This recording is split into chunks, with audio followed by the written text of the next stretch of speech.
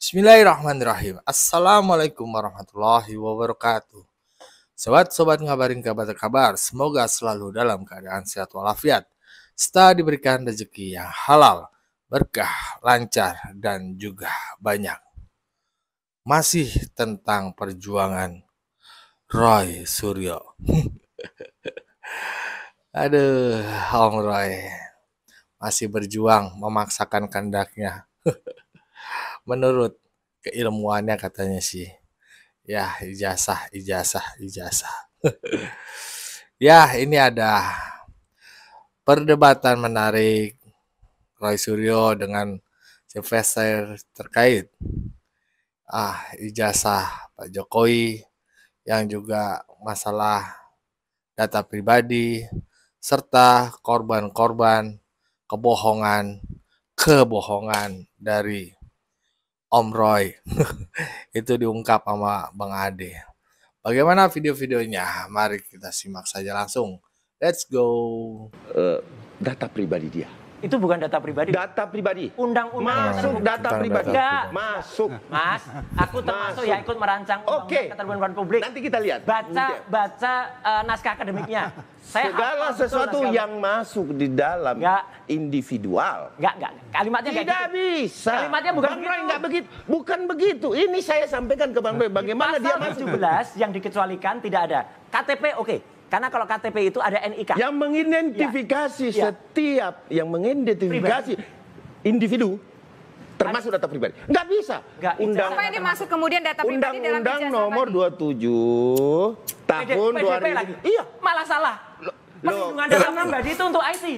Nah, ini saya waktu di DPR itu bab itu. Nah, justru itu. Bapak kan tahu naskah akademisinya saya juga akan menghadirkan beliau. Lah iya. Saya juga akan menghadirkan. Ijazah itu masuk data pribadi karena satu ada nama.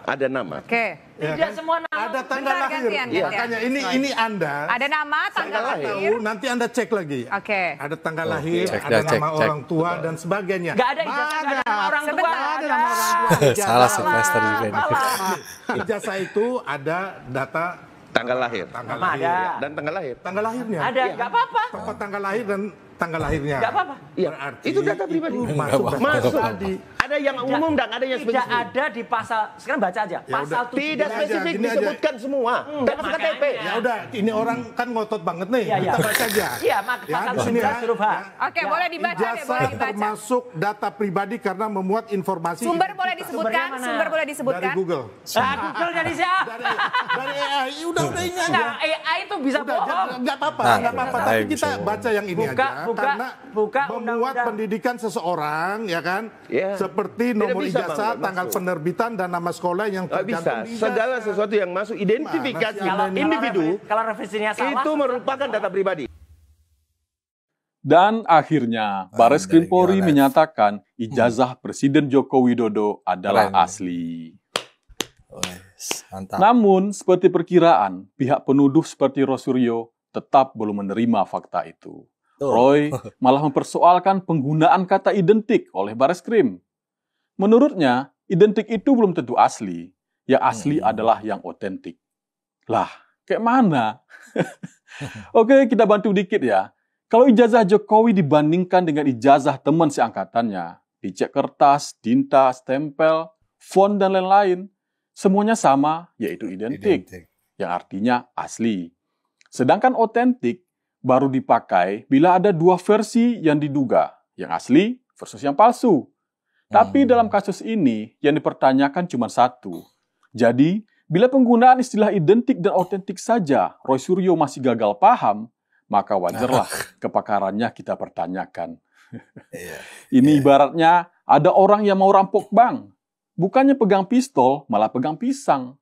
Dan dia malah merasa keren sendiri, padahal semua orang menertawakan. Saya ingin berbagi cerita tentang bagaimana kebohongan demi kebohongan yang dikeluarkan Roy Suryo dan kawan-kawan tentang ijazah Jokowi memakan korban. Secara spesifik, saya ingin berbagi cerita tentang Dr. Surya Suryadi.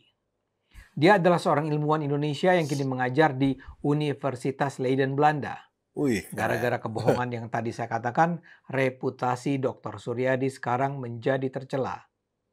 Dia itu memberikan analisis tentang ijazah dan skripsi Jokowi yang membuat orang bisa saja mempertanyakan integritas Jokowi dan juga Universitas Gadjah Mada. Tapi kini justru yang nampak bermasalah adalah Dr. Suryadi sendiri. Padahal itu terjadi gara-gara dia terlanjur mempercayai penjelasan Roy yang sebenarnya tidak akurat atau bahkan bohong. Ini yang saya peroleh dari wawancara Suryadi yang dilakukan oleh Hersu Beno Arif atau biasa dipanggil Hersu di kanal YouTube-nya. Hersu memang sangat anti Jokowi. Hersu biasa mewawancari Rocky Gerung yang juga sangat anti Jokowi. Tapi kali ini Hersu mewawancarai Suryadi. Sekedar catatan, Leiden itu adalah perguruan tinggi yang memang banyak melakukan kajian tentang Indonesia secara mendalam. Perpustakaan mereka luar biasa. Suryadi diwawancara Hersu karena alumnus Universitas Andalas ini menulis tentang kontroversi ijazah Jokowi. Dia bercerita bahwa dia menelusuri berbagai data tentang Universitas Gadjah Mada yang tersedia bebas di Leiden. Suryadi mengaku dia menulis bukan untuk membela atau menjatuhkan siapa-siapa. Dia hanya merasa sebagai ilmuwan yang berasal dari Indonesia, dia ingin menyumbangkan kecakapan keilmuannya untuk membantu masyarakat Indonesia. Tujuan yang mulia tentu. Tapi masalahnya analisis Suryadi ini ternyata didasarkan pada informasi yang sudah terbukti menyesatkan atau setidaknya tidak akurat. Suryadi nampaknya tidak sadar bahwa di Indonesia seorang tokoh selevel Dr. Roy Suryo bisa bicara sembarangan dengan mengabaikan kebenaran. Parah. Jadi Suryadi nampaknya tak sadar bahwa Roy itu bisa saja berbohong di depan publik, di media massa dengan gaya yang sangat percaya diri. Informasi itu yang kemudian dipercaya Suryadi sehingga ujung kesimpulannya pun keliru, jauh dari kebenaran. Saya mulai saja dari sebuah contoh yang menurut saya lebih menonjol dari yang lainnya. Suryadi dalam wawancara dengan Hersu menyebut dia tertarik dengan penggunaan istilah tesis di halaman skripsi Jokowi. Informasi bahwa ada kata tesis di halaman depan skripsi Jokowi itu datang dari Roy. Dan Roy memang mengungkapkannya secara gamblang, paling tidak di sebuah talk show yang saya saksikan rekamannya. Ini menurut Roy aneh, karena tesis adalah penamaan yang digunakan untuk menyebut karya akhir jenjang sarjana S2, bukan S1. Jelas, Roy ingin membangun keraguan pada penonton tentang kejujuran Jokowi. Roy itu seperti ingin menunjukkan bahwa Jokowi itu pembohong dan karena itu kita perlu bersama-sama meragukan kebenaran skripsinya. Temuan Roy ini ditanggapi serius oleh Suryadi. Dia sampai merasa perlu menelusuri karya-karya akhir yang pernah dilahirkan dari Fakultas Kehutanan, yakni fakultas dari mana Jokowi dulu lulus. Yang dia lihat bukan cuma karya akhir tahun-tahun 80-an, mengingat Jokowi masuk ke UGM tahun 80 dan lulus tahun 85. Yang ditelusuri Suryadi juga karya-karya dari tahun-tahun sebelumnya. Kesimpulan Suryadi adalah memang tidak pernah ada istilah tesis digunakan pada karya akhir S1. Yang digunakan adalah skripsi. Dia juga menunjukkan dalam panduan penulisan karya akhir S1, istilah yang digunakan di UGM adalah skripsi, bukan tesis. Loud and clear, jelas dan terang. Dengan temuan itu wajar bila penonton tiba pada kesimpulan bahwa skripsi Jokowi ini nggak beres. Masalahnya ternyata Roy bohong. Dia memang menampilkan halaman depan sebuah karya akhir di mana tertulis kata tesis. Tapi itu bukanlah skripsi karya Jokowi. Kata tesis itu tercantum di sebuah karya akhir orang lain. Dan ini terungkap gara-gara ulah pengacara Jokowi, Yakub Hasibuan. Dalam sebuah program televisi, Yakub bertanya pada Roy tentang di manakah kata tesis itu tertera. Apakah itu tertera di skripsi Jokowi? Tanya Yakub. Nah, dengan buru-buru Roy bilang, kata tesis itu terbaca bukan di skripsi Jokowi. Bayangkan. Bukankah Roy sebenarnya sedang berusaha menunjukkan kejanggalan dalam skripsi Jokowi untuk menunjukkan kebohongan Jokowi? Tapi kok dia malah membahas skripsi seseorang yang bukan Jokowi? Saya rasa Roy memang dengan sengaja berusaha berbohong. Sayangnya buat Roy, di acara itu ada Yakub Hasibuan, pengacara muda yang memang pintar. Gara-gara kejelian bertanya Yakub, kebohongan Roy pun terbongkar. Tapi kepedulian saya kali ini adalah bukan Roy, melainkan Suryadi. Dia mungkin tidak pernah membayangkan bahwa Roy Suryo mungkin sekali berbohong dengan lepas. Celakanya Suryadi terlalu mudah percaya dan akibatnya dia tertipu.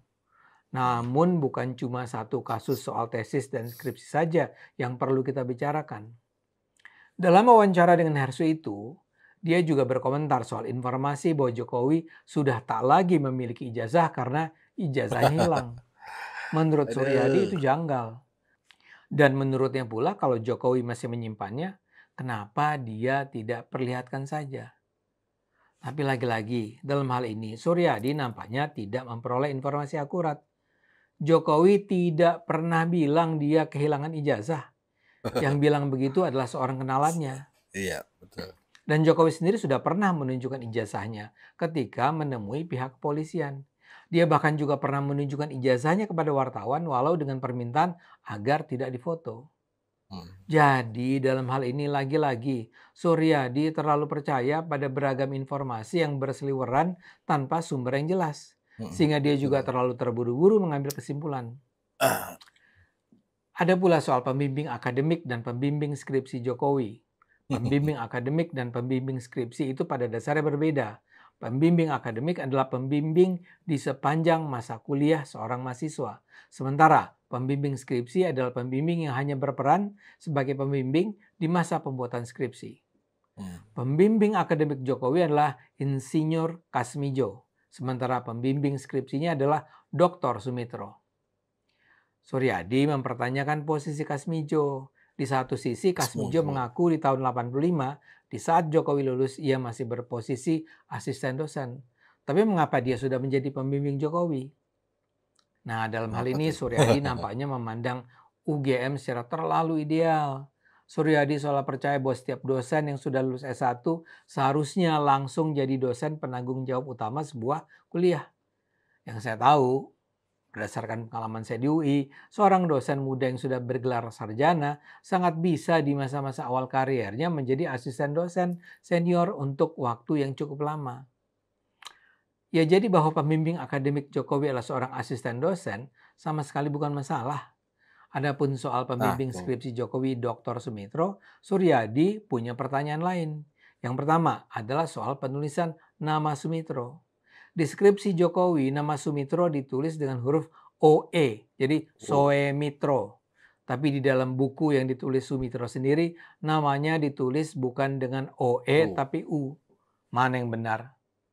Ya, buat saya sih ini lagi-lagi mencerminkan over ekspektasi Suryadi.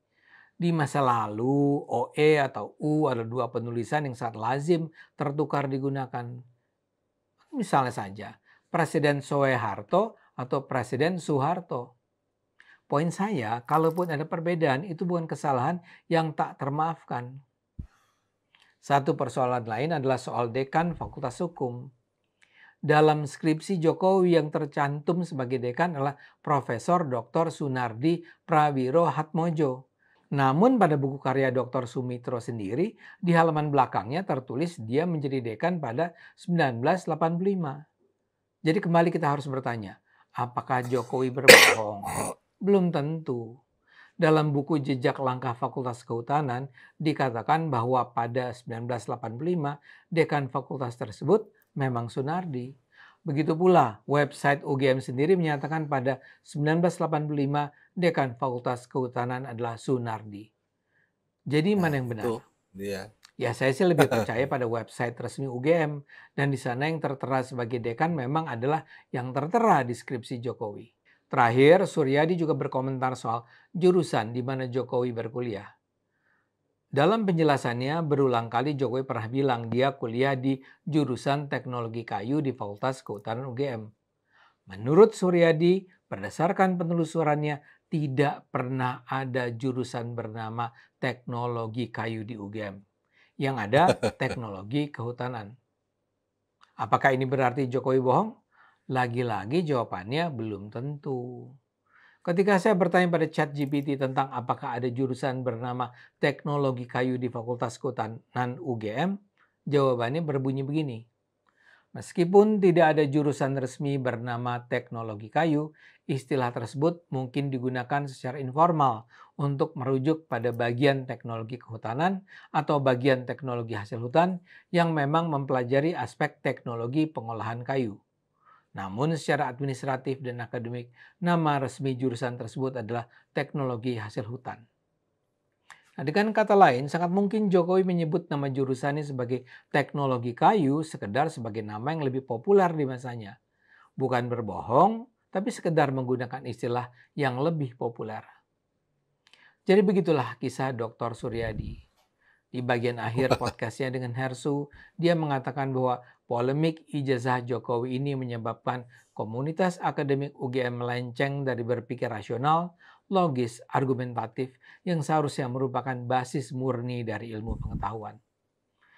Tapi sayangnya, paparan dia sendiri berdasarkan informasi yang menyesatkan, tidak akurat, tidak berdasar, dan mungkin sekali mengandung harapan berlebihan mengenai keakuratan informasi di dunia akademik Indonesia.